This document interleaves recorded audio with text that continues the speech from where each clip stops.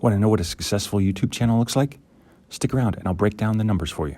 That's right, the money numbers. Now, why do we even care what April makes?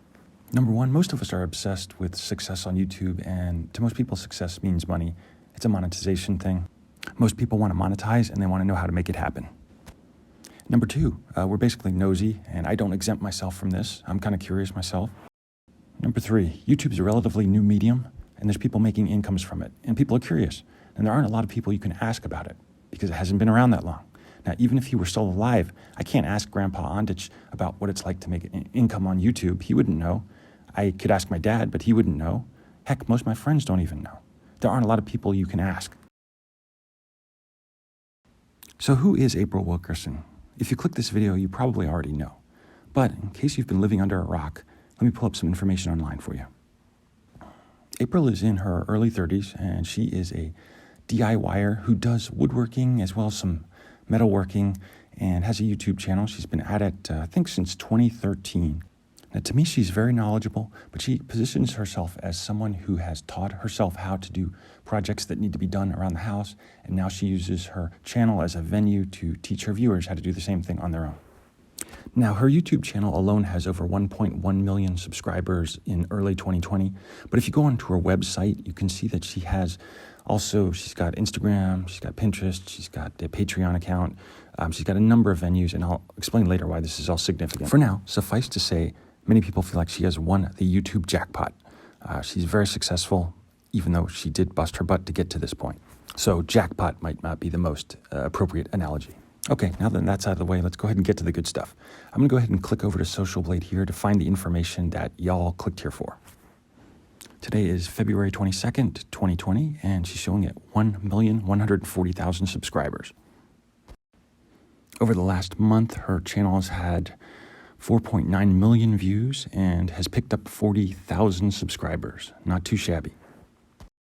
And if we compare the time period from early January through where we are right now, the lowest amount of views she's had a day has been around 80,000, and the highest amount of views per day has been just over 300,000 views. The Social Blade app's been a little wonky, so I'm going to go ahead and switch over to the desktop version and get a little more information here at our fingertips. So let me go ahead and retype in her channel, April Wilkerson. You can do this with anyone's YouTube channel if you have the exact name of their YouTube channel. There are a lot of April Wilkersons online here on YouTube, but there she is at the top of the list, not surprisingly. So we're going to go ahead and click on her account. As you can see, when we zoom in here, she's picking up subscribers at a clip of about 10,000 subscribers a week, which is also not very shabby. Because her views are on an uptrend and she's picking up subscribers, her channel's generally speaking going in the correct direction, and the average amount of viewers she gets per month has been vacillating between like 83 and 330,000 over the last 2 months. I'm going to just pick an average of roughly 200,000 views a month for the purposes of our income calculations. The other important information that we need to estimate is April's CPM. In case you don't know what a CPM is, it is the amount of money that her advertisers pay her to be seen 1,000 times on her website. And actually, that's not 100% true. It is, what I should have said is the amount of money that advertisers pay YouTube to be seen 1,000 times on her channel. YouTube keeps 45% of that revenue for themselves. So it is only the remaining 55% that goes into April's pockets. So we have to read between the lines a little bit to estimate the CPM for April's channel. And basically there are a few factors that affect what your CPM is. One is the geography. There's a bias towards the United States, basically wealthier countries that have a lot of money to spend. If that's where most of your viewership is, then you're going to get a higher CPM. If you have a lot of audience loyalty, you get a lot higher CPM. Basically, if you say, buy this book, and millions of people run out and buy this book, then they're a loyal audience, and your CPM is going to be higher because advertisers want to reach that audience, and they want you to tell them what to buy. On the other hand, if you get a lot of views, but it's because of just the particular subject matter of your videos, but you don't really have a loyal audience per se, they're just interested in your specific topics, something like how much money fellow YouTubers are making, then you do not have a high CPM because your audience is not very loyal. A lot of other factors go into CPM calculation, but that's for another video. As I said earlier, we're using that 200,000 views per day as a rolling average of what she is getting on her channel per day. The next thing we have to do is take those 200,000 views and multiply it times my estimate of her CPM. And Social Blade is not a lot of help with this in terms of the CPM estimates. They say it could be anywhere between 87 cents and $10.